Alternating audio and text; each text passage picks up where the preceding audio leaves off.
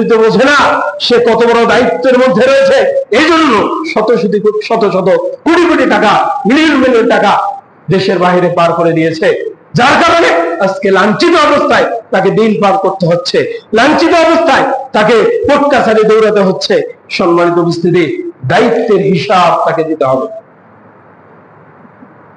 এজন্য আমরা বলি যে আপনি ব্যক্তি হিসাবে আপনার ব্যক্তিগত জীবনে, পারিবারিক জীবনে, সামাজিক জীবনে আপনি ইসলাম কায়েম করবেন।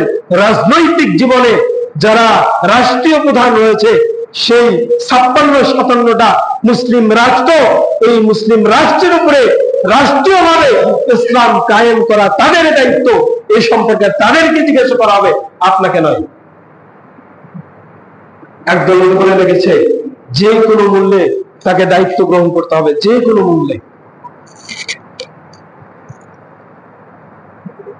ইসলামে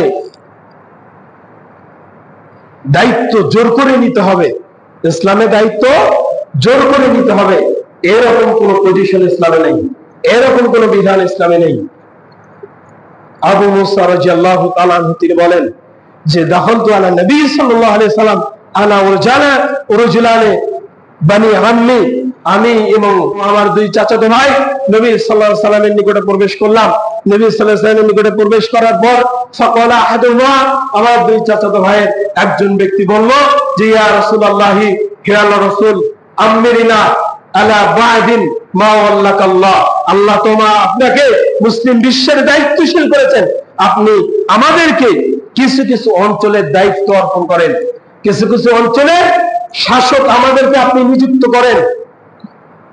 আমরা চাই আপনি কিছু কিছু অঞ্চলের দায়িত্ব শাসনকর্তা আমাদেরকে বানিয়ে দেন।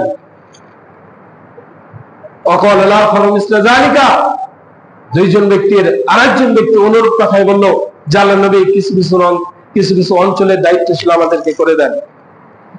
তখন নবী সাল্লাল্লাহু আলাইহি সাল্লাম বলছেন, লা নুআল্লি আলা হাযাল আমালে আহাদান, আমরা এই দায়িত্বশীলতা, এই শাসন যে ক্ষমতা, এটা আমরা কোনো ব্যক্তি, এমন কোনো ব্যক্তিকে দেই না যে সালা, যে চেয়ে নেয়, যে চেয়ে নিবে একে আমরা দায়িত্ব দিই না।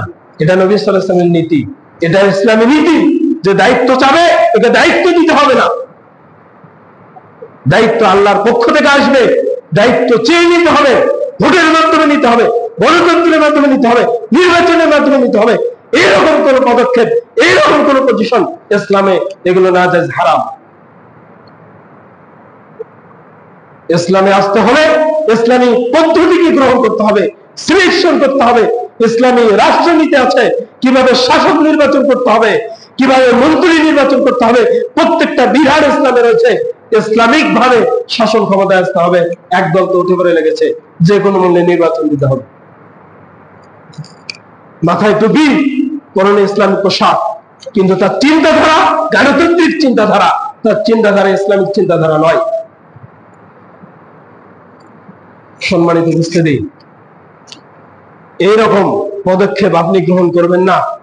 আপনি আহলুল হাদিস, মনে রাখবেন আহলুল হাদিস এই সমস্ত সেকুলারদের সাথে যারা জড়িত রয়েছে, এদের সাথে আহলুল হাদিসের ন্যূনতম কোনো সম্পর্ক নেই। আহলুল হাদিসরা ইসলামে যেতে চায় ইসলামিক পদ্ধতি অনুযায়ী। আমরা চাই ওই যে রাষ্ট্র যে চালাচ্ছে এই জন্য ইসলামিক ভাবে রাষ্ট্র চালায়। আমরা চাই ওই মন্ত্রী যে তার কার্যবলী চালাচ্ছে, পরিচালনা করতেছে, ওর মন্ত্রিত্ব যেন ইসলামিক ভাবে সে চায়। সম্মানিত উপস্থিতি, ইসলাম চায় মানুষের সংস্কার, ইসলাম চায় মানুষের সংস্কার। ইসলাম যে কোনো মূল্যে মানুষকে হত্যা করে রাতারাতি সেই ক্ষমতায় যেতে হবে, এরকম ইসলাম এরকম কোন বিধান কায়েম করে না, এরকম কোন বিষয় ইসলামের মধ্যে নেই, এটা মনে রাখবেন। সম্মানিত উপস্থিতি, আর বেশ কিছু এই সম্পর্কে দলিল পেশ করা যাবে। তাছাড়া আপনি সেই বুখারী খুলে কিতাবুল ইমারা, সেই প্রশাসন অধ্যায় খুলে আপনি বিস্তারিত হাদিসগুলো দেখবেন যে কোন জায়গায় জোর করে সে রাষ্ট্র ক্ষমতা গ্রহণ করতে হবে, এরকম কোন পদক্ষেপ ইসলামের মধ্যে নেই। আল্লাহ নবী সাল্লাল্লাহু আলাইহি ওয়াসাল্লামের হাদিস, যে নবী মুহাম্মদ রাসূলুল্লাহ সাল্লাল্লাহু আলাইহি ওয়াসাল্লাম বলেছেন যে ইন্নাকুম সাতাহরিসুনা আলাল ইমারা, অতি শীঘ্রই তোমরা সেই ক্ষমতার দিকে লালায়িত হয়ে পড়বে, লোভী হয়ে পড়বে, যে ক্ষমতা নিতে হবে, এরকম আশা তোমাদের ভিতরে জাগবে অতি শীঘ্রই। নবী সাল্লাল্লাহু আলাইহি ওয়াসাল্লাম বলেন যে ইন্নাকুম সাতাহরিসুনা আলাল ইমারা, এমন কিছু লোক যারা এই ইমানের উপরে, শাসন ক্ষমতার উপরে, রাষ্ট্র ক্ষমতার উপরে লালায়িত হয়ে পড়বে, যে রাষ্ট্র ক্ষমতা নিতে হবে। আল্লাহ নবী সাল্লাল্লাহু আলাইহি ওয়াসাল্লাম বলেন ওয়াসাতাকুনু নাদামাতান ইয়াউমাল কিয়ামা, কিয়ামতের দিন তোমাকে এই কারণে লাঞ্ছিত হতে হবে। তাহলে শাসন ক্ষমতা, সে রাষ্ট্র ক্ষমতা, এটাকে জোর করে নেওয়ার জিনিস? বলেন, এটাকে জোর করে নেওয়ার জিনিস? জোর করে নিতে হবে, এ কথা ইসলাম বলল?